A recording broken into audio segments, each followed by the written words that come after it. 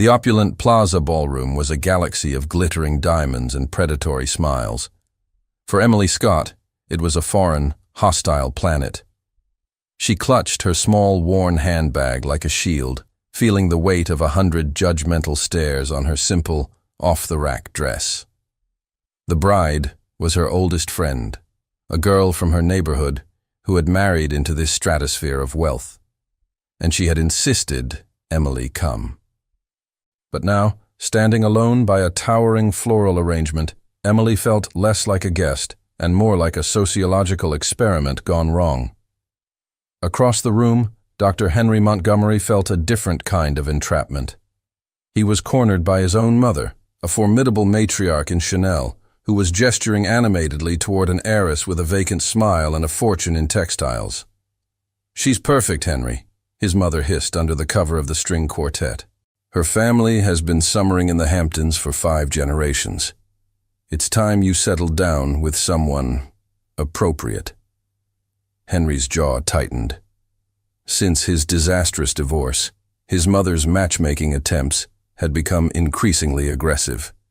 He felt like a prize stallion being paraded for auction. His eyes scanned the room, searching for any escape, and then they met hers. He saw a girl across the ballroom, looking just as trapped as he felt. She was beautiful in a quiet, unassuming way, with intelligent eyes that were currently filled with a fiery mix of humiliation and defiance. He watched as an arrogant man in a tuxedo, reeking of whiskey and entitlement, cornered her. "I don't believe we've met," the man slurred, looking Emily up and down as if she were an item on a menu. "You must be with the catering staff. Could you fetch me another scotch?" The insult was a public execution. Emily's face flushed, her knuckles white as she gripped her handbag. She was about to turn and flee, her pride in tatters, and in that instant, Henry saw his chance. It was a reckless, impulsive idea, born of his own desperation and a sudden, inexplicable urge to rescue the girl with the defiant eyes. He excused himself from his mother with a curt nod, leaving her mid-sentence, and crossed the ballroom with the purposeful stride of a surgeon heading into an emergency. The crowd parted for him. He didn't stop until he was standing right beside Emily. He completely ignored the arrogant guest, his entire focus on her.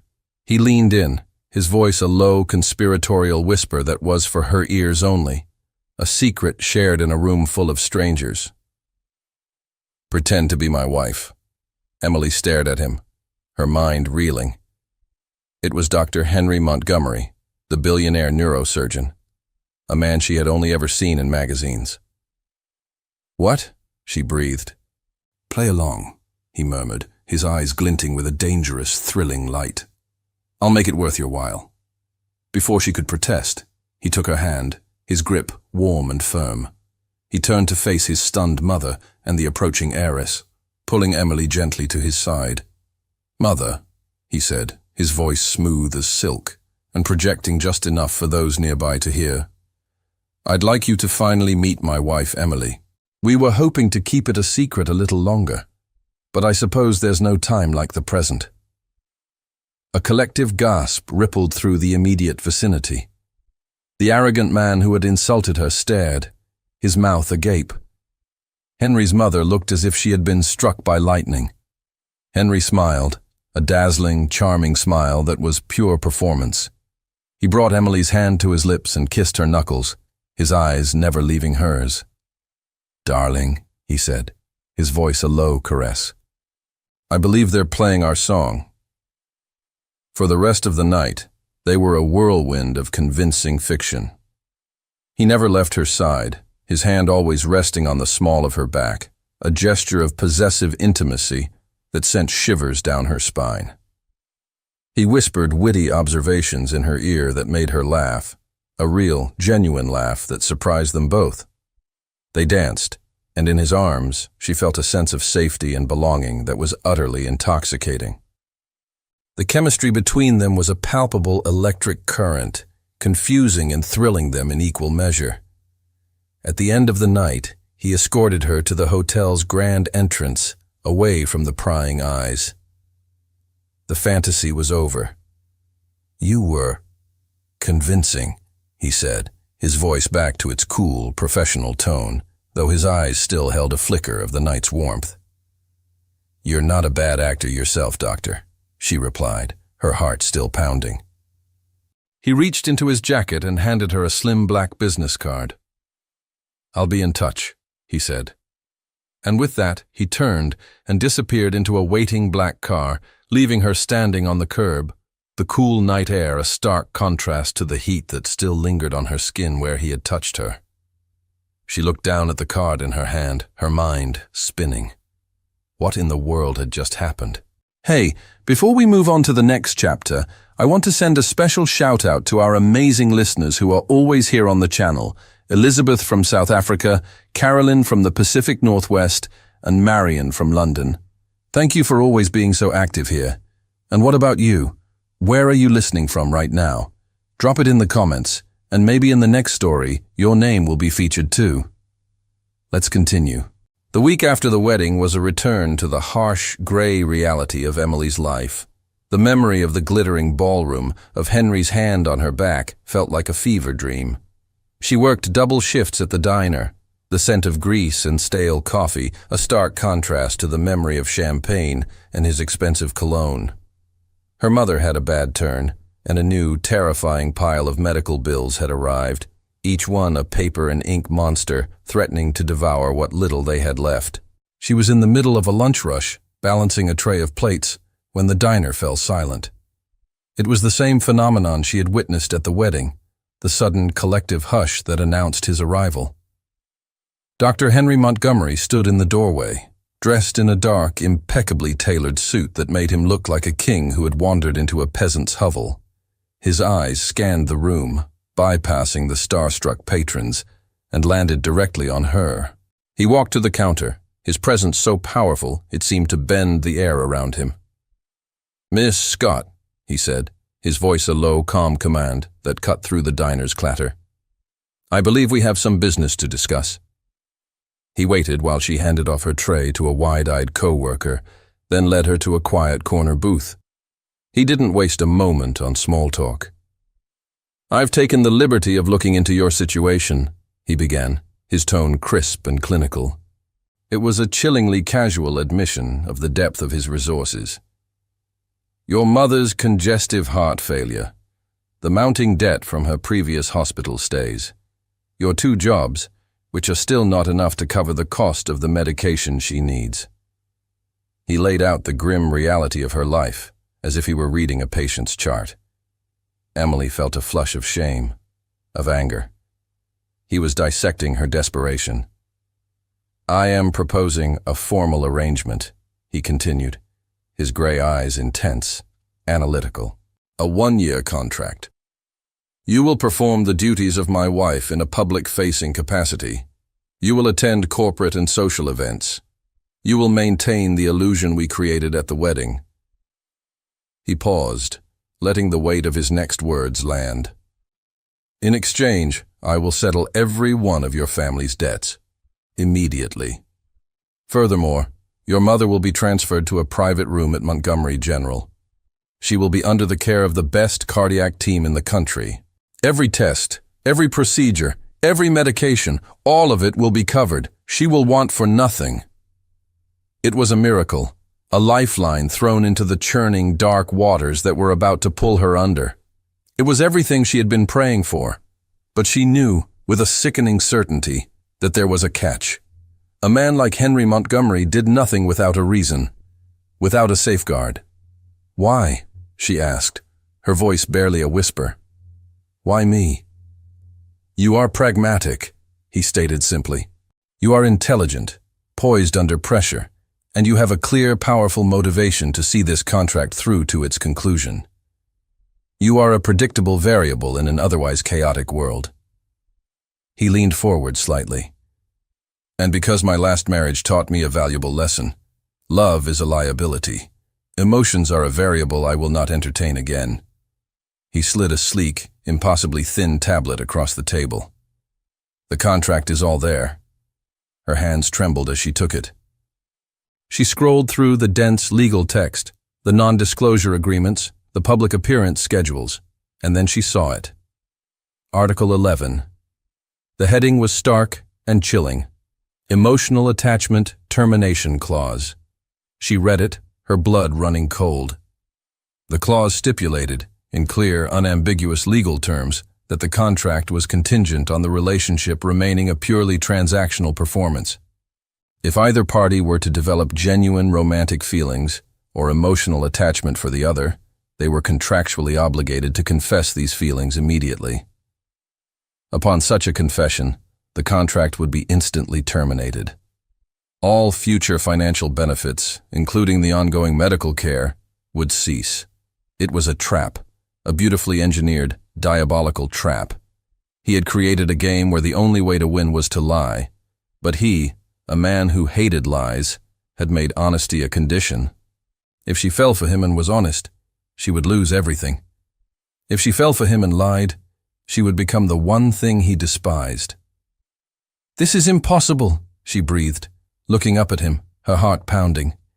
"It's a punishment for having a heart."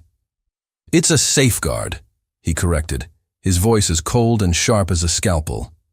"I do not deal in emotional variables, Miss Scott. This is a business arrangement. My terms are absolute." She looked at his face, a mask of cool, detached control. Then she thought of her mother, of her tired, worried face, of the mounting bills that kept her awake at night. She had no choice.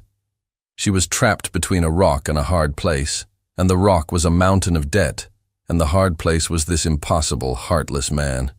With a trembling finger, she pressed the digital signature line on the tablet. Her name appeared in a crisp electronic script.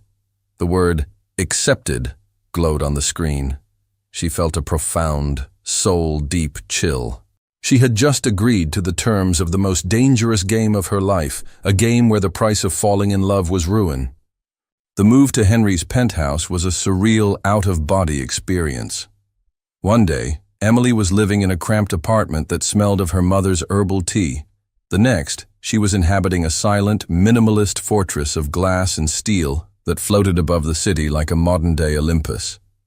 Henry greeted her not at the door, but in the cavernous living room, his posture as severe and unyielding as the architecture around him. "Welcome, Miss Scott," he said, his tone devoid of any actual welcome. "Your quarters are in the East Wing. I will show you."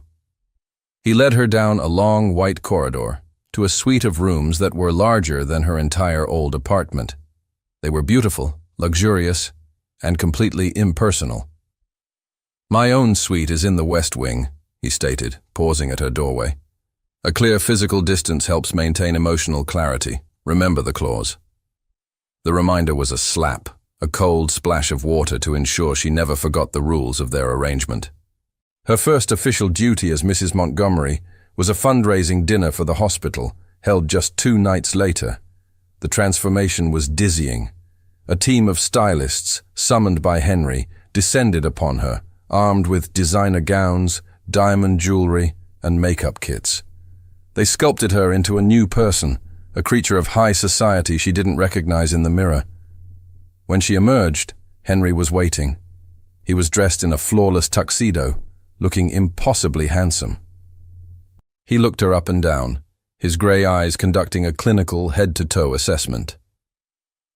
"Acceptable," he said, the single word of approval delivered with the emotional warmth of a lab report. But as he escorted her to the car, his hand resting on the small of her back, she felt a subtle tremor in his fingers. The contact, meant for the benefit of his driver, was a jolt of electricity that betrayed his cool facade. At the event, he was a master performer. He was the devoted, charming husband, his hand always possessively on her, his smile dazzling. He would lean in to whisper a witty observation in her ear, his breath warm against her skin, making her shiver.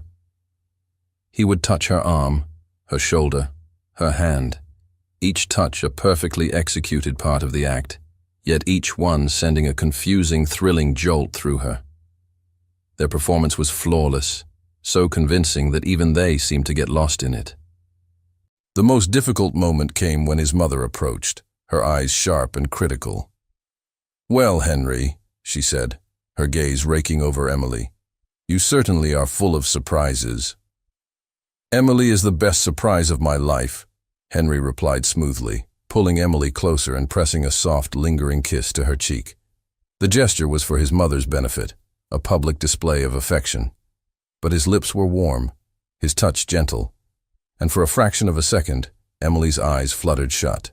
She felt something, a genuine, undeniable spark, and she knew, with a terrifying certainty, that he had felt it too. The ride back to the penthouse was thick with a new, unspoken tension. The air crackled with the ghost of that near-intimate moment. They stood in the silent living room, the city lights glittering below them. You performed well tonight, Henry said, his voice strained. He wouldn't look at her. You too, she replied, her own voice barely a whisper. A heavy silence fell between them. They were both thinking the same thing. The kiss on the cheek, the way she had leaned into his touch, the look in his eyes when he had pulled away. It had felt too real. He cleared his throat, taking a step back, physically re-establishing the distance between them. Good night, Emily, he said abruptly, his voice once again cool and formal. He turned and retreated to the safety of his wing of the penthouse. Good night, Henry, she whispered to the empty room. The denial had begun. They had both felt the first dangerous spark of genuine emotion. And they both knew, with a cold, terrifying clarity, that admitting it, even to themselves, would mean the end of the arrangement they both so desperately needed. The game had just become infinitely more dangerous. The stress of her new double life, the constant performance, the gnawing anxiety of upholding the contract, the emotional whiplash of Henry's hot and cold behavior, began to take its toll. A week after the dinner, Emily woke up with a scratchy throat and a dull headache. She dismissed it as exhaustion, popping a couple of painkillers and plastering a bright smile on her face. She had a full day of duties, including accompanying Henry to a luncheon with the hospital's board of trustees. She couldn't afford to show any weakness. By midday, however, the headache was a pounding drum behind her eyes, and a feverish chill had begun to creep into her bones. She felt dizzy and weak, but she pushed through, her pride refusing to let her falter. They were standing in the pre-luncheon reception when it happened. She was listening to the chairman drone on about hospital expansion plans when the room suddenly tilted, the edges of her vision going dark. She swayed on her feet, reaching out a hand to steady herself against a nearby table. Henry, who had been deep in conversation across the room, saw it instantly. His head snapped up, his clinical gaze zeroing in on her with laser-like focus.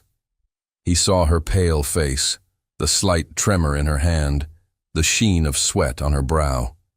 In a move that stunned the entire room, he abruptly cut off the person he was speaking to, strode across the reception hall, and took her by the arm. "Excuse us," he announced to the bewildered chairman, his voice a low, firm command. "My wife is not feeling well. We're leaving." He didn't wait for a response. He guided her out of the room, his hand a firm, supportive presence on her back, ignoring the whispers and stares that followed them. "I'm fine," she protested weakly in the elevator. "I just felt a little dizzy."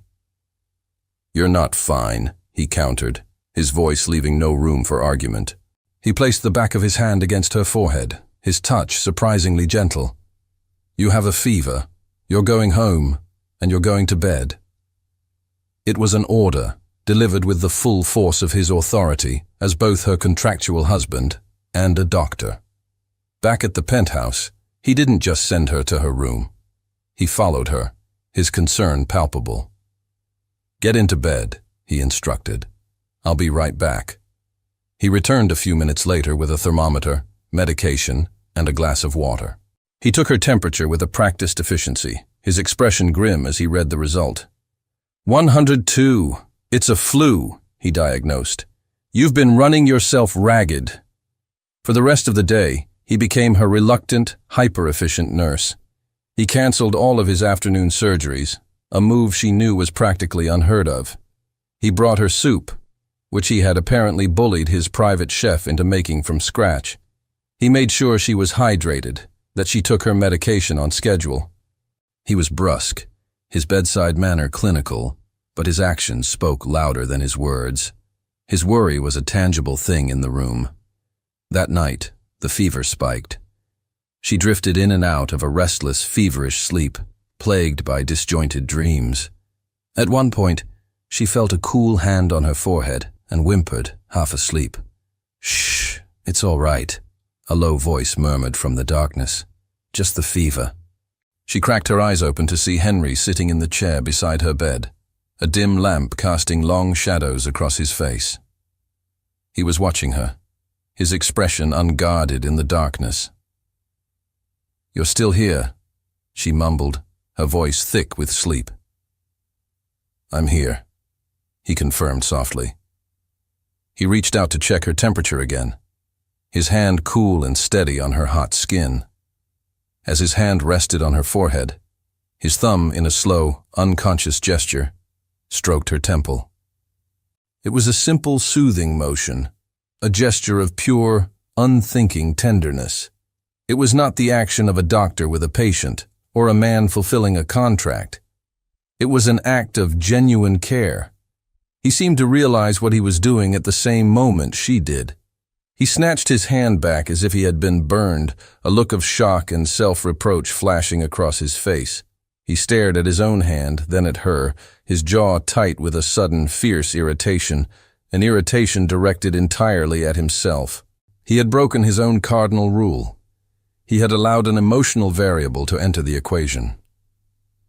Without another word, he stood up and walked out of the room, leaving her alone in the darkness, her skin still tingling from the ghost of his touch. He was terrified, she realized, not of her or of the flu, but of the undeniable, terrifying truth that his own heart was betraying him. After Emily recovered from the flu, a new, fragile tension settled between them. Henry's act of care and his subsequent panicked retreat had been a silent confession. They both knew he had felt something, and they both knew they couldn't talk about it. They tiptoed around each other, their conversations painfully polite, their interactions meticulously professional, each of them desperately trying to reinforce the crumbling walls of their contract. The universe, however, seemed to have other plans. "We have to go to Florence," Henry announced one evening, his tone brusque, his eyes fixed on a file he was reading. "Florence?" Emily asked, surprised. "There's a neurosymposium at the Careggi University Hospital," he explained, still not looking at her. "I'm the keynote speaker. As my devoted wife, your presence is expected. We leave Friday." The thought of being trapped with him for 3 days in the most romantic city in the world was both terrifying and exhilarating. Florence was a dream, but for Emily and Henry, it was a beautiful, sun-drenched torture chamber.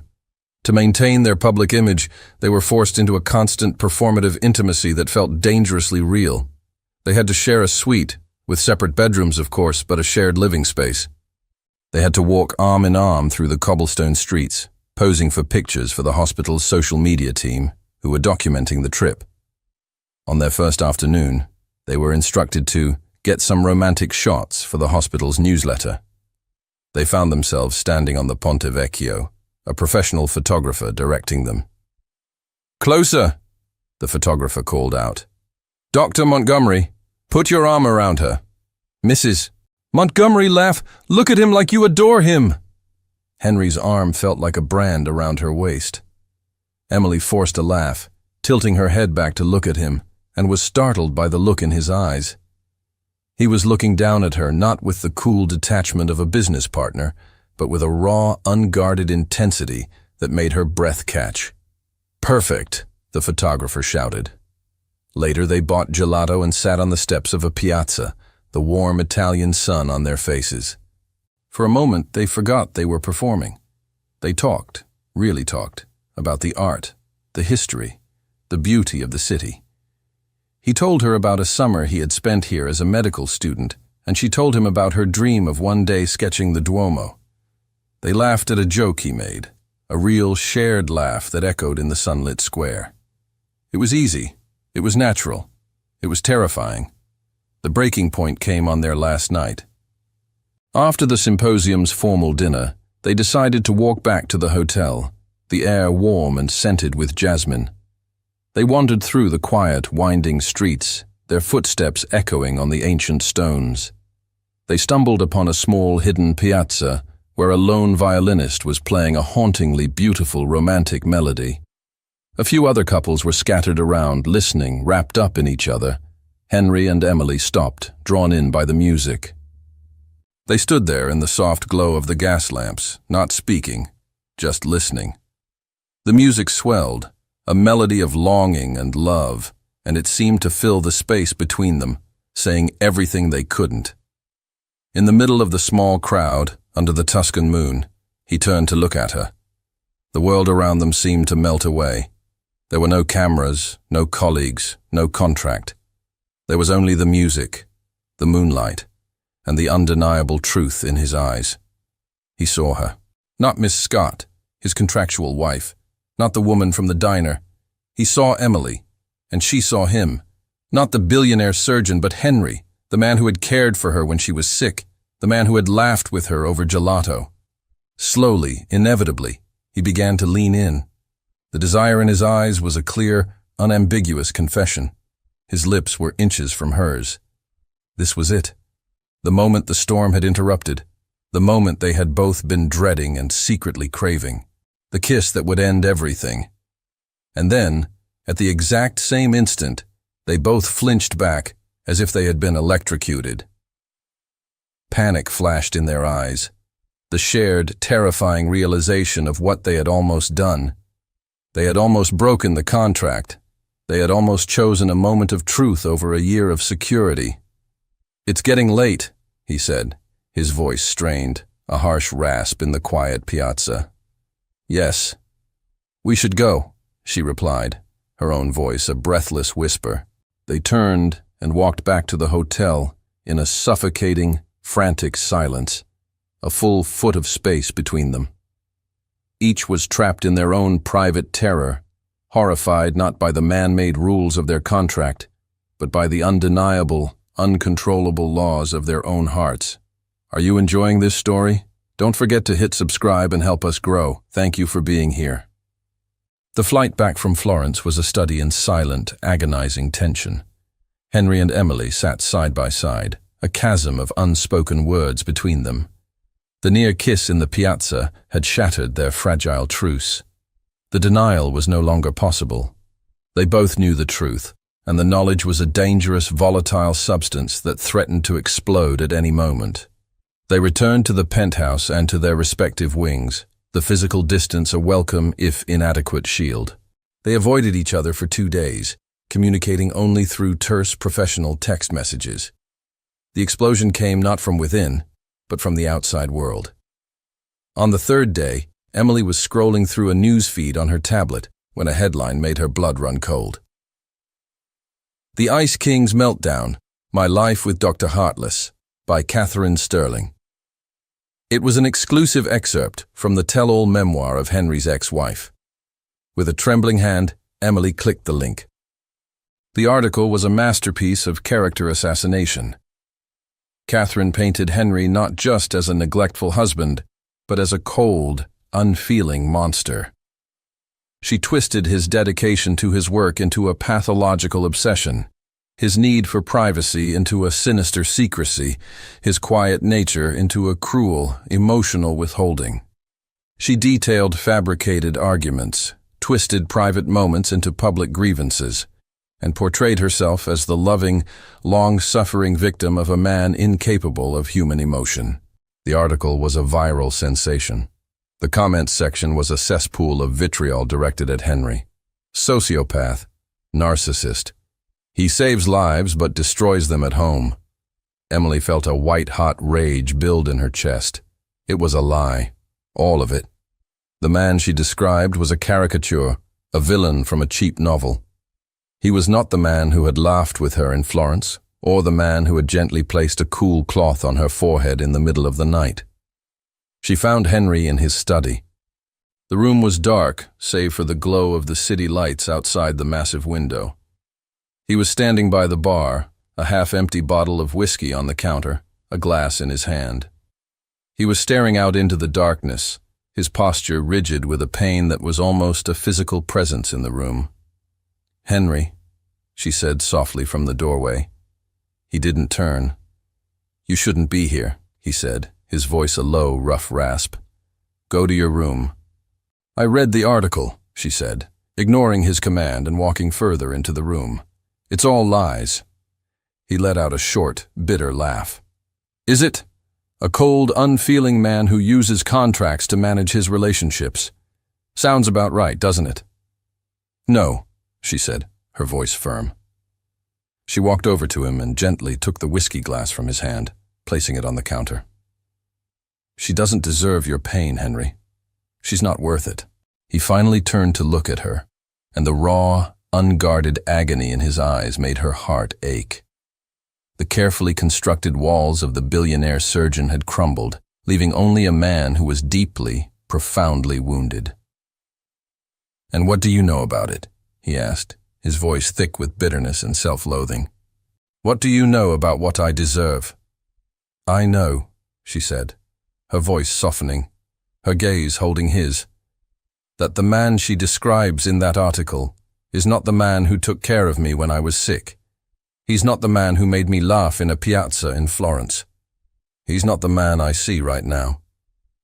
Her fierce, unexpected loyalty, her unwavering defense of him in the face of his own self-doubt, was the one thing he was not prepared for. It broke through the last of his defenses. The pain, the humiliation, the loneliness, it all coalesced into a single, desperate, overwhelming need. With a low groan that came from the depths of his soul, he pulled her to him. His hands tangled in her hair, his mouth crashing down on hers. It was not a kiss of tenderness or of seduction. It was a kiss of desperation, of starvation. It was the kiss of a drowning man clinging to his only lifeline. It was raw, hungry, and utterly consuming, a desperate attempt to blot out the pain of the past with the undeniable, breathtaking reality of the present. Emily met his desperation with her own, her arms wrapping around his neck, her body melting against his.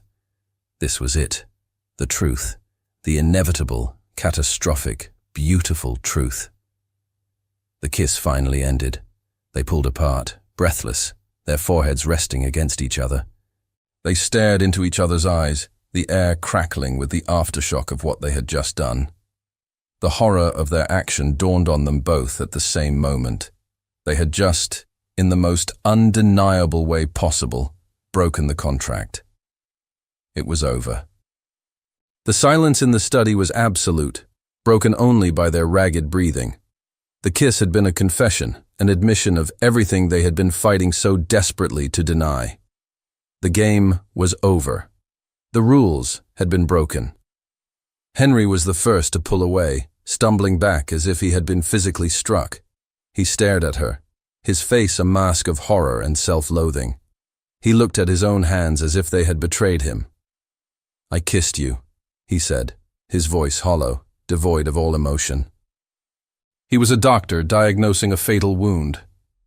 "I felt attachment." He walked over to his desk, his movements stiff, robotic.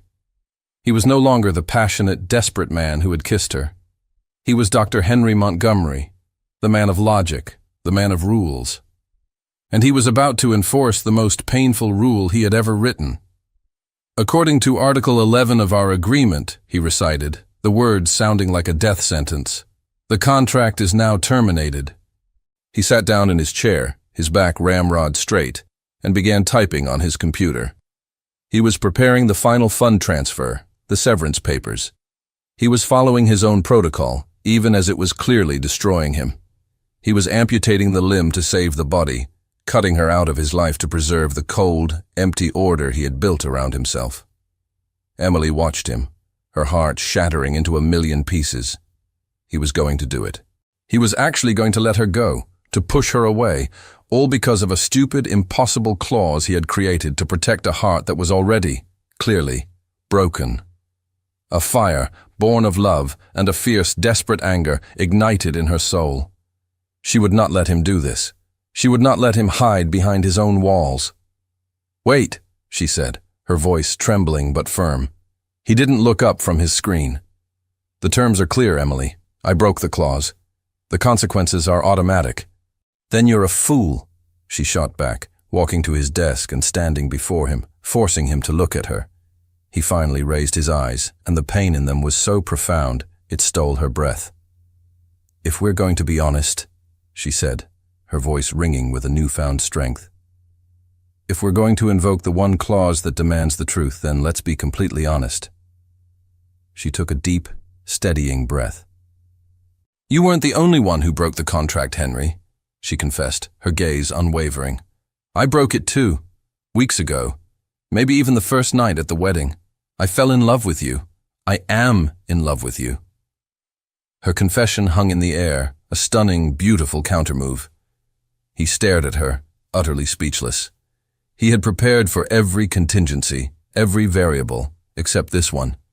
The impossible clause had created an impossible impasse. He had broken the rule, so he was obligated to end the contract. But she had broken it too. If they were both in breach, who had the right to enforce the penalty? The very rule that was designed to keep them apart now bound them together in their shared mutual guilt. "So what now, Henry?" she asked softly, a challenge in her eyes. "You can't fire me for breaking a rule you broke yourself. You can't enforce a penalty on me that you also deserve. Your perfect, logical, emotion-proof contract, it has a loophole." He looked from her defiant, loving face to the termination papers on his screen. His entire world, a world built on rules and control, had just been turned upside down by the one variable he had refused to entertain. He was a genius, a master of logic. But in that moment, faced with the beautiful, illogical, and undeniable truth of their shared love, he had absolutely no idea what to do. The mutual confession left them in an impossible suspended state. The contract was broken, yet it couldn't be enforced. They were bound by the very rule that should have torn them apart. The air in the penthouse, once charged with unspoken tension, was now thick with an agonizing spoken truth they had no idea how to navigate. They spent the next 2 days as ghosts in the magnificent apartment, avoiding each other, lost in their own confused thoughts. The foundation of their relationship, the contract, was gone, and they were free-falling without a net. Finally, it was Emily who broke the silence. She found Henry in his study, staring out the window, looking just as lost as she felt. "I have to go," she said, her voice quiet but firm. "I can't stay here like this, Henry. Not in this limbo. The contract is broken. The reason I'm here is gone. I need to think. I need space." He turned to face her, his expression etched with a pain that mirrored her own. He wanted to argue, to tell her to stay, but he had no right. He was the one who had written the rules. "I understand," he said, his voice rough. Leaving the penthouse felt like tearing a part of herself away. She returned to her old, modest apartment, which her mother had been keeping up. The debts were gone, her mother's health was secure, the practical reasons for the contract were fulfilled. But her life, which should have felt free and unburdened, now felt empty, colorless. The silence in her small apartment was a hollow ache, a stark contrast to the charged, meaningful silence she had shared with Henry. Henry, meanwhile, was adrift in his own cold, empty fortress. The penthouse, once his sanctuary of order and control, was now a monument to his failure. Her absence was a physical presence, a void in every room. He would walk past her door and feel a pang of loss so sharp it was like a physical blow. He had built a world to protect himself from emotion, and now he was drowning in it. He had lost. He had tried to control love, and love had shattered his perfect, logical world. A week after Emily left, his mother Eleanor arrived at the penthouse for their scheduled weekly dinner. She found him in his study, a glass of whiskey in his hand, staring at a blank wall. The house was immaculate, but it felt dead. "Good heavens, Henry," she said, her sharp eyes taking in his disheveled appearance, the emptiness in his eyes. "You look dreadful. Where is that girl, the Scott girl?" "She's gone," Henry said, his voice flat, Gone? What do you mean, gone? I was just beginning to like her. She had a spine. Unlike that insipid textile heiress, Eleanor sniffed, her disapproval of his previous potential matches still potent. What did you do? Henry, for the first time in his life, told his mother the complete truth. He told her about the contract, the impossible clause, the kiss, the mutual confession, and Emily's departure. Eleanor listened, her expression unreadable. When he finished, she was silent for a long moment. He expected a lecture, a told-you-so about the folly of getting involved with someone from a different world. Instead, she let out an exasperated sigh. You, my son, she said, her voice surprisingly gentle, are a brilliant, brilliant idiot. She stood up and walked over to him. You create a ridiculous, self-sabotaging rule to protect yourself from getting hurt, and when you finally find a woman with the strength and character to actually break through it, you let her walk away because of it? Of all the foolish, illogical things you have ever done, this is by far the most stupid. Henry stared at her, stunned. His mother, the formidable matriarch who had orchestrated his social life with an iron fist, the woman who had pushed him toward appropriate matches, was taking Emily's side. She patted his cheek, a rare gesture of affection. I don't know what ridiculous agreement you two had, but I know what I saw. That girl looks at you like you hung the moon, and you, my son, haven't looked this alive, this human, since before your father died. Now stop moping and go fix the mess you made. With that, she turned and left him alone in the study. Her words, the most unexpected blessing, the most surprising validation, were like a key turning in a lock he didn't even know was there. A few minutes later, Eleanor, from the privacy of her car, made a phone call. Emily, my dear, she said, her voice warm and conspiratorial. It's Eleanor Montgomery. I do hope I'm not disturbing you. I'm calling because my son is being an idiot, and I believe you are the only one who can fix him. Eleanor's phone call left Emily stunned. The woman she had viewed as a formidable, judgmental obstacle had just become her most unlikely ally. The conversation was brief, but Eleanor's message was clear. My son is miserable without you. Go get him. But Emily knew it wasn't her move to make. She had confessed her feelings. She had shown him her heart. The next step, if there was to be one, had to come from him. He had to be the one to choose to break his own rules, to step out of his fortress of logic and into the messy, unpredictable world of real emotion. Meanwhile, Henry was a man unmoored. His mother's words had stripped away his last defense, the cold, hard logic of the contract. He had followed his own rules to the letter, and they had led him to this empty, silent hell. He had won the battle for control, but had lost the war for happiness. He thought about Emily. He thought about her fierce loyalty when his ex-wife's book was released. He thought about her laughter in Florence. He thought about the look in her eyes when she had confessed her love for him, a look of such raw, terrifying honesty. He realized that his entire life had been about mitigating risk, controlling variables, protecting himself. But the greatest risk, he now understood, was not in loving and getting hurt.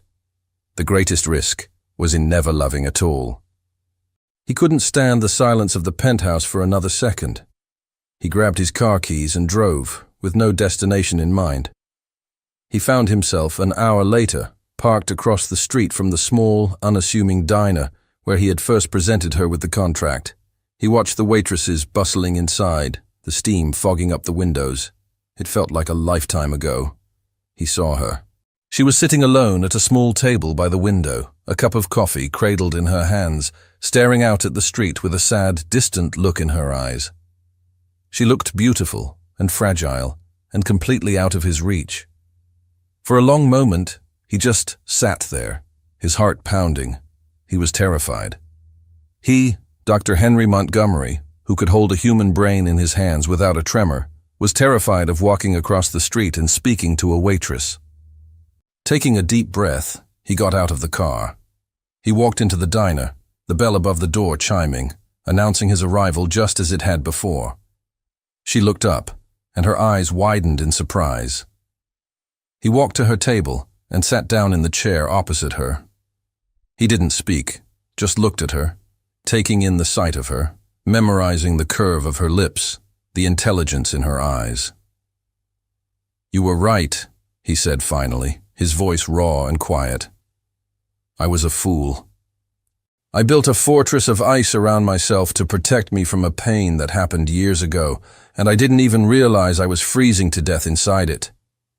He reached across the table, his hand hovering over hers, not daring to touch her without permission. "And then you came along. You didn't try to break down the walls. You just brought so much warmth and light that you melted them from the inside out. I'm terrified, Emily. I'm terrified of feeling this much for someone. But I've learned in the last week that I'm much more terrified of the thought of living the rest of my life without you." He slid a document across the table. It wasn't a contract. It was a single, first-class, open-ended plane ticket. To anywhere in the world. "You are free, Emily," he said, his voice thick with an emotion he no longer tried to hide. "Truly free. The trust for your mother's care is irrevocable. It's secured for her lifetime no matter what. You don't owe me anything. You can take this ticket and you can go anywhere, be anyone, build any life you want. And I will never bother you again." He looked at her, his heart in his eyes. "But I hope," he whispered, his voice breaking, "that you choose to stay. I hope you choose me." He stood up, his chair scraping against the linoleum floor. He didn't wait for her answer. He couldn't. He had laid his heart, his hope, and his vulnerability on the table. He had given her the ultimate choice, with no strings, no clauses, no conditions. He turned and walked out of the diner, leaving her alone with the ticket to anywhere, and the unspoken question of whether her world was still with him. Emily sat in the quiet diner, the murmur of conversations and the clinking of cutlery fading into a distant hum. The only thing that felt real was the plane ticket resting on the table in front of her. It was a slip of paper that represented absolute freedom. Paris, Rome, Tokyo, a new life, a blank page, a chance to be the artist she had always dreamed of being, with no debts, no worries, no attachments. It was everything she should have wanted. But as she looked at it, she didn't feel a thrill of excitement. She felt a profound, hollow ache. A world without Henry in it, no matter how beautiful or exotic, felt like a world in black and white. He was the color. He was the warmth. He was the chaotic, terrifying, beautiful variable that made her feel alive. She thought of his face when he had made his plea. The raw vulnerability, the fear, the hope. He had given her the ultimate gift, a choice with no strings attached. He had finally, truly trusted her. She didn't need to think. Her heart had already made its decision weeks ago. She left the ticket on the table, a silent offering to a life she no longer wanted, and walked out of the diner. Henry was in his study, pacing like a caged animal. He had been staring at his phone for an hour, waiting, hoping, dreading. He had played his final card, and now he had no moves left. He was completely, utterly powerless. He heard the soft chime of his private elevator arriving at the penthouse floor. His heart stopped. He stood frozen, barely breathing, listening to the soft footsteps approaching his office. The door opened. It was Emily. She stood in the doorway, her expression calm and certain. She didn't say a word. She walked to his desk, where a framed photo of his parents sat. She picked it up, then walked to the bar where the open plane ticket lay. She placed the ticket on the bar, then walked to the large abstract painting on the wall. "What are you doing?" he finally asked, his voice a hoarse whisper. "I'm redecorating," she said simply. She walked back to him, stopping just a few feet away. "I don't want a ticket to the world, Henry," she said, her voice soft but ringing with a strength that filled the vast room. "I already have my world." She took a step closer. "It's here. With you." The relief that washed over his face was so profound, it was like watching a statue come to life. He crossed the space between them in a single stride, his hands coming up to frame her face as if to be sure she was real. "I thought I'd lost you," he breathed, his forehead resting against hers. "Never," she whispered, her hands coming up to rest on his chest, feeling the frantic, relieved beating of his heart. "You just had to come and find me." He pulled her into a hug, a desperate, all-encompassing embrace that was not about passion, but about homecoming. It was the first time they had held each other without the shadow of the contract, without rules, without fear. It was just them. "I love you, Emily," he said, his voice thick with emotion, muffled by her hair. "I love you, Henry," she replied, her voice full of a joy so pure it brought tears to her eyes. They had found their way back to each other, not by following the rules, but by having the courage to break them. Hey dear, are you enjoying this story? Don't forget to hit subscribe and help us grow. Thank you for being here. The weeks that followed were a revelation. Living together without the suffocating weight of the contract, they discovered the simple, beautiful rhythm of being a real couple. They learned each other's habits, the way he always left his coffee cup on the edge of the counter, the way she hummed softly when she was sketching. They had late-night conversations that had nothing to do with public appearances and everything to do with their hopes, their fears, and their shared future. Henry, for his part, was a man transformed. The cold, clinical surgeon was replaced by a warm, attentive partner. He would come home from the hospital, and the first thing he would do was find her, his smile genuine, his eyes full of a love he no longer tried to hide. He took a genuine interest in her art, converting one of the penthouse's spare rooms into a beautiful, light-filled studio for her, without her even having to ask.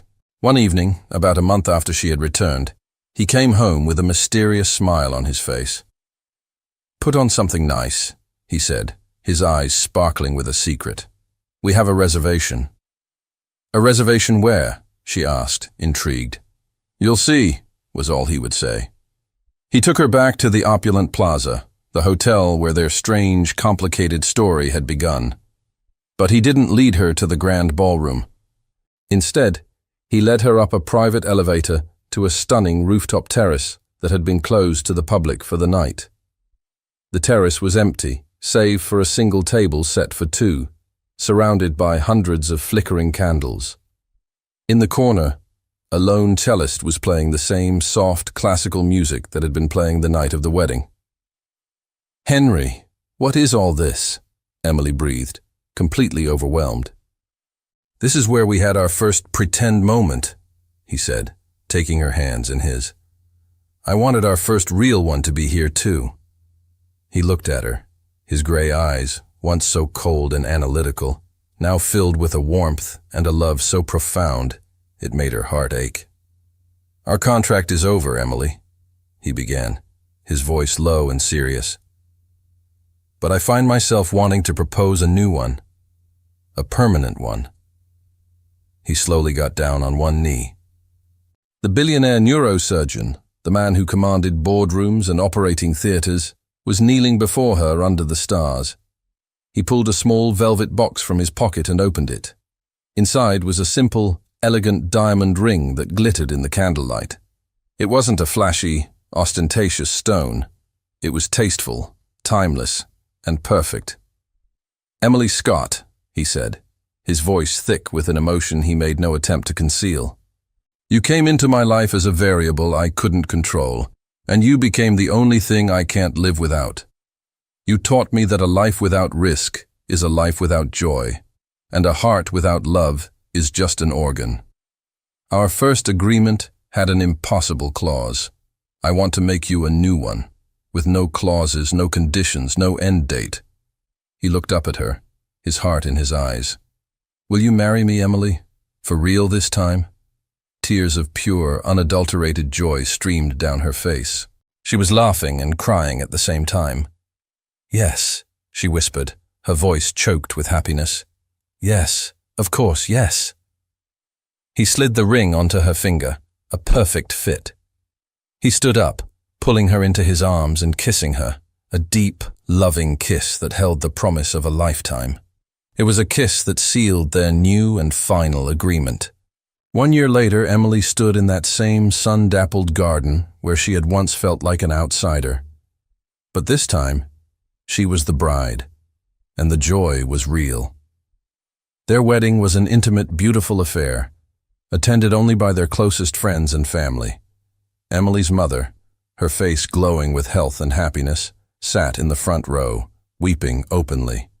Eleanor Montgomery sat beside her, patting her hand in a gesture of shared motherly pride, a rare, genuine smile on her own face. As Emily walked down the aisle, she only had eyes for Henry. He stood waiting for her, not with the cool, detached air of a man playing a part, but with an open, adoring expression that was meant only for her. The love in his eyes was a tangible force, a warm, brilliant light. Their vows were simple, heartfelt, and deeply personal, filled with inside jokes and promises that held the weight of their unique journey. Later, at the reception, as the sun began to set, casting a golden glow over the happy guests, Henry pulled her away for a quiet moment. They stood by the same fountain where they had first seen each other across a crowded room. "I have something for you," he said, a mischievous glint in his eye. He reached into the pocket of his tuxedo and pulled out a small, folded piece of paper. It was a cocktail napkin from the hotel bar. "Our final contract," he said, handing it to her. She unfolded it. On it, he had written a single sentence in his sharp, decisive handwriting. The final clause, Party A, Henry, and Party B, Emily, hereby agree to break the emotional attachment termination clause, joyfully and with extreme prejudice every single day for the rest of their lives. Below it were 2 lines for signatures. Emily laughed, a sound of pure, unadulterated joy that echoed in the twilight. "This is the best contract you've ever written," she said. He produced a pen from his pocket. "Shall we make it official?" They leaned against the fountain, using the cool marble as a makeshift desk, and signed their names on the napkin. He took it from her, folded it carefully, and placed it back in his pocket, close to his heart. "Binding for a lifetime," he said, his voice full of a love so deep it was bottomless. He pulled her into his arms and kissed her, a slow, sweet kiss that held all the promises of their future. Their story had started with a lie whispered in a crowded room, a game of pretend with impossible rules. But it had ended here, with a truth written on a napkin, a testament to the beautiful, undeniable fact that the best rules are the ones that are broken by love. And that's the end of today's story, my dear. If you enjoyed it, don't forget to subscribe, leave a comment telling me what you thought, and share it with a friend. Thank you for keeping me company. See you in the next story.